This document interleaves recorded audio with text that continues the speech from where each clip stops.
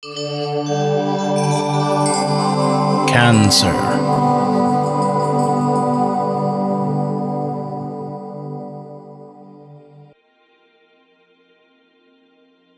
Hello everyone. I would just like to take a slight moment off the top here before we start our July forecast.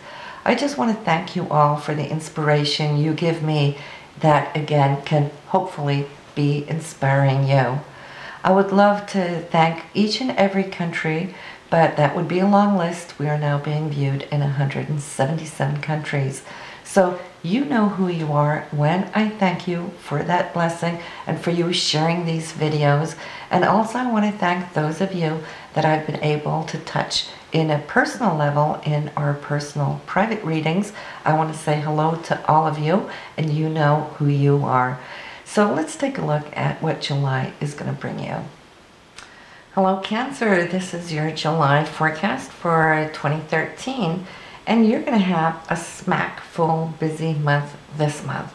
And I think many of you might already start feeling and anticipating this if you're listening to this on the June side of the forecast. Because right now there is so many things working with you, the undercurrents, the dreams and so forth, and really feeling that you're like peeling, off all this heavy weight, all this karmic burden here in June, and you're wrapping up all those incidents that this whole last year has brought to you. And there's issues, there's areas where you feel really proud of yourself for what you've been able to work through and I won't say pull off, but achieve. And you have all reason to be really proud because it has been quite the, what should I say, marathon run for you. And more is coming up here in July, but I'm seeing that it's like you're so ready now to kind of push through. You're so ready to birth yourself on some of these issues that you've been working on. So June, dream deep, dream big, envision what it is, how it is you want your life to look like in the coming months and in the year ahead, because most of your planets here in June were in the 12th house. And now they're going to be just rising above, coming into your first house where there's that new birth. And I just see this burst of energy, burst of joy, burst of love. And not to mention, here from June 25th, Jupiter is in your sign. And I am so thrilled for you. And especially not only because you're going to have Jupiter here for a whole entire year in your birth sign. And happy birthday, by the way, Cancer. This is your birth month. I should have started off by that. But yeah, it's coming into your sign here, and it is going to be trining both Neptune and Saturn. And in that, we have this golden ray of this triangle where Neptune dreams, and then Jupiter expands dreams, and then Saturn comes along to kind of give it anchor and root, manifest it into reality. What are dreams if we can't manifest them? Then they're just, air castles. But this golden triangle, all of them in water signs, it couldn't be better for you, Cancer. And you know what? I would say that you so totally deserve everything that you can be receiving now in this month. And I have to say that the early Cancerians will be feeling this first and foremost, those born from the 23rd, I'd say, onwards in that first week. And I know people ask me, why do astrologers always talk about those early born in the sign? What about the rest of us out here? And that's a very good question. But you have to understand that a sign is like 30 degrees. And say for Jupiter, to move through that one sign of Cancer, it's going to take a whole year. Okay, so the vibration from Jupiter to your sun, if you're born early, that's where that ray is going to be localized, like a laser beam. And then it's going to move to those born later and later and later until it's done with being in Cancer. Then it's going to move into Leo, right? So some of you will get it more like late spring, early summer of next year. That's those very late Cancerians. The early ones are getting it now. But having that said, just as long as Jupiter is in the sign itself, you will all feel this level of something elevating, something coming into being, where it's more like you can take a deep sigh, you know, a deep breath, and then let it out and feel like it is a new birth. Because when Jupiter is not with us, we kind of feel like we're cut off from the universe, left out here all on our own. Because Jupiter is the big buddy that cheers us on and gives us support. And it's been in your 12th house here ever since summer of last year. So you've had to kind of like find your own path. You know, you might have felt a little lonely in trying to hang on to your hope and faith. And Jupiter is hope and faith. It's also feeling connected to God, that we're united with God, and some of you might have felt that that was like even cut off. But, and not to mention also because we have that Pluto going on and we got that Uranus going on, that's been challenging you too. But here we go. What needs to go this month, this is it, Cancer. And you know what I'm talking about because so many of you, and I've spoken with so many of you, clients on the phone here from YouTube, and we know that some of you have really been going through these challenges of releasing those things no longer, you know, pertaining to your growth, where you have nurtured over so many years and tried to sustain a relationship that's going nowhere, dead weight, you know. And it's not like you haven't really proven or shown this partner that he or she has had all the opportunities in the world, because you have been giving them, you know. And I see some of you even getting to the point where we're not even talking about ultimatums anymore, because either or, you're getting to a point that you don't even want the or. You're just out of here.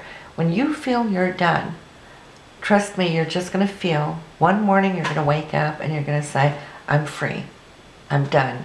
And it's like this full karmic burden has lifted off your shoulders. That's not going to go for all of you. It's going to go for those of you who are having these exact aspects coming in. That's going to help you and free you and liberate you for that. So, and for others, yes, you will be feeling that the pressure still is a little bit on, that there's still another mile to go. And I believe always that it's important that we give what we can. You know, we have to take it the full length and the full distance.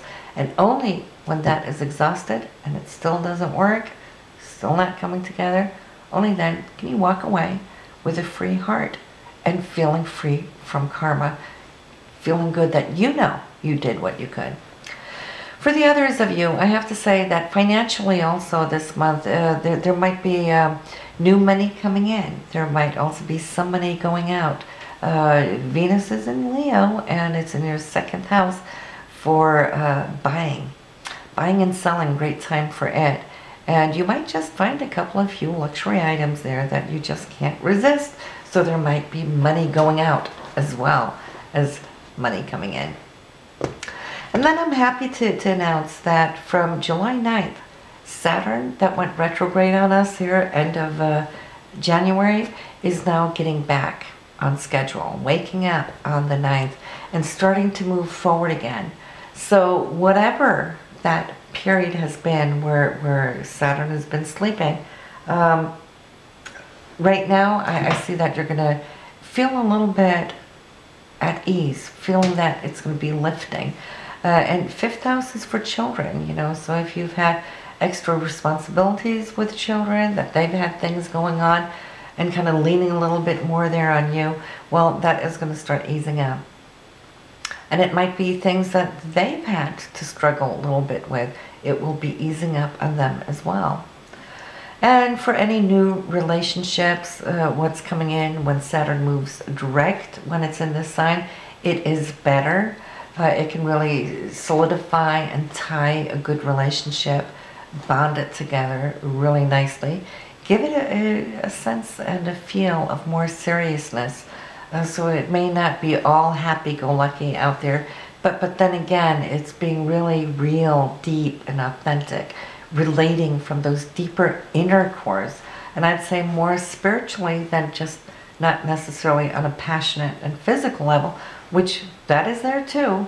But you're wanting something more, Cancer. You're wanting somebody who's real, who sees you, you know, and doesn't just lean on you because you are such a nurturer. You know, it's so easy for you to give and create calm and peace. But it's important that they see who you are again too now. Sorry about the phone. Be right back.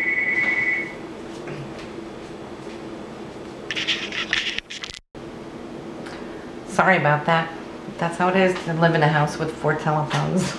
But anyway, yeah, let's get to this new moon of yours. You have a new moon here in the first house. Great time for you to put in those intentions of how you want the rest of this year to look like. Not just the rest of this month, but the rest of the year. Because you're going to have this feel-good month. You're going to get back in touch with that bubbly, happy feeling where Jupiter is going to make you feel happy-go-lucky. And you know, take that energy, that newborn feeling. It's the first time in 12 years you've had this Jupiter to the sign of self, to this first house. And you can make a note of that and tell the universe, this is how I want to feel, you know, the rest of my year. Do that here on the 8th. And it looks like that is something that's going to plant beautiful seeds for you throughout the year. And also this Mercury retrograde, like I said, don't sign anything before after the 21st. I'd probably wait to August 1st if you can, just so we don't get any mix-up or delays on anything that could be important that you have been working on. So yes, and then we have Mars. Mars is still currently in the 12th house here in June, coming in to join the party here on July 13th, and then it will be crowded with Jupiter, the Sun, the new moon, and Mercury there. And you'll just see how your physical vitality, your physical energy is going to pick up again. Right now, Mars is kind of like dreaming and envisioning what it wants to do, those Neptunian goals, you know, and it's doing a little self-healing, you know. So if you're on the June side and early part of July side, just feeling the need to rest, do so. Listen to your body. Your body always knows what you need, you know, so don't over push it there. And then I see you up and running from after the 13th. Then we have a situation here on the 17th and 19th. This is when Jupiter is going to create some golden rays between itself, Saturn, and Neptune. And we know that Jupiter expands, right? It's abundant, it's generous, it's the greatest body there in the solar system. It is going to have this support through Saturn, which is going to make something real of what Neptune is dreaming. So Neptune dreams, right? But a dream with no reality will still just be a pie in the sky. But this dream that Jupiter is going to expand, so it's going to grow. It's a big dream. Don't limit yourself, okay? Because Saturn's going to come in and say, okay, let's anchor this. This is totally doable. We can do this for you. And Saturn is normally the one that will restrict and limit one's dreams. But since it's in a good aspect to Jupiter, it is allowing this energy to take place, shape, and form. So you'll see here on the 17th, you might have a vision, you might think about it for a little bit, and then Saturn's coming in right behind it there on the 19th, grabbing hold of that Neptune dream, saying, okay, I'm locking it in for you. So pay attention to those days, and then just the following day again, who is coming to the party? Mars is coming to the party, giving it a lot of drive, also with that golden triangle up to Neptune and to Saturn. So let me tell you though, something may come across, maybe out of the blue. It could be an old dream that you've been thinking about, but it could also be something new. And then it's going to kick into action because Mars is going to like propel it ahead there. And as long as you don't sign anything, and you may be very tempted to sign this month here only because it seems like everything is falling into place, as a trine can do, right? but Mercury is still retrograde to the 21st. So whatever you can do, you know, make an excuse. If you're having to sign any papers or documents with this, and keep it at least after the 21st. If you have to, don't do it on the 21st, 22nd at the earliest, but it's still kind of in that change around phase where things can still go haywire. I would say if you can delay it to the 27th, that is really good. Even better if you can wait till August 1st. But yeah, I do see the temptation, because suddenly it's like something's finally working for you, and you've been struggling for so long that when finally something is on a roll, you want it right here, right now, right?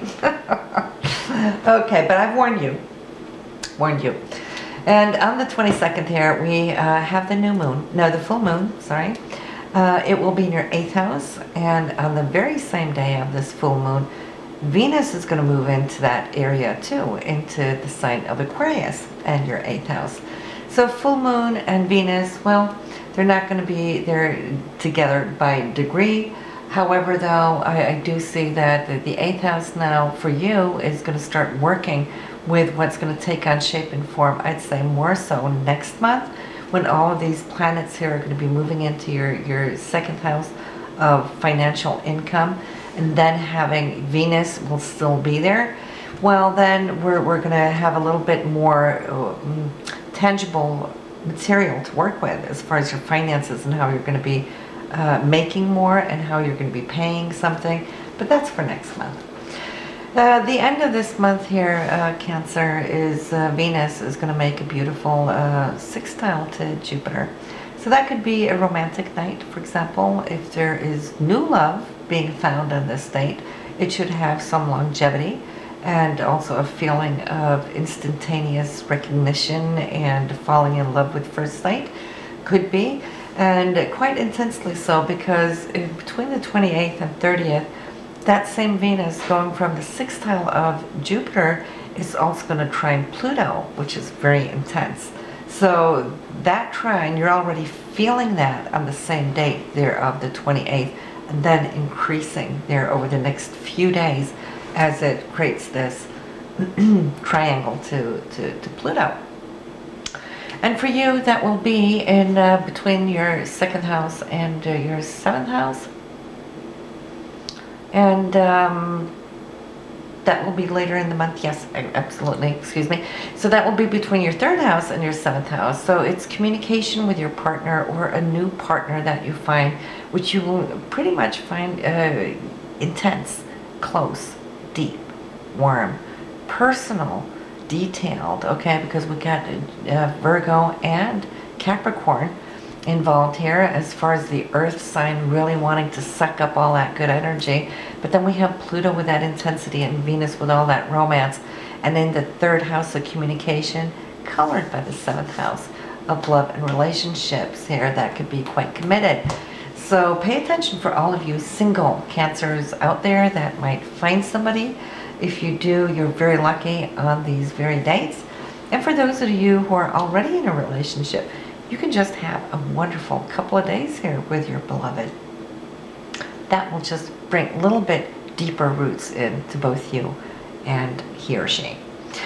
So do please listen to your moon sign and rising sign. And I thought I'd spend 2 minutes just explaining a little bit about these questions that I get. Why do I need to listen to my moon sign or rising sign? Why is that? Isn't it enough with sun sign? Or is the moon sign more important, or the rising sign? The thing is, the sun sign is what makes you a Cancerian. The sun passed through that sign at birth. And the moon was also in a specific place of the sky at that moment of birth. That's your moon sign. Now, just as much as the sun represents you on a conscious level, the sun acts, you know, it externalizes. The moon reflects the sun. It reflects who you are. It's your inner self, your feelings, your sensitivities, and how you react to the world. So therefore we want the sun sign, because that's going on with you consciously and energetically. And this is what you're listening to right now. But when you go to your moon sign, you can see the forecast of what's coming up for you and triggering your emotions, your feelings in the very same month. And then when you listen to your rising sign, which is the sign rising up over the horizon at that moment of birth, these are the energies coming in the forecast for this month that shows opportunities, which is going to be rising up and coming out of you this month. And this is why we say, listen to all three of them so you get more of a fuller scope of this month for you. I'll see you next time, Cancer. Always a pleasure speaking to you. Bye now.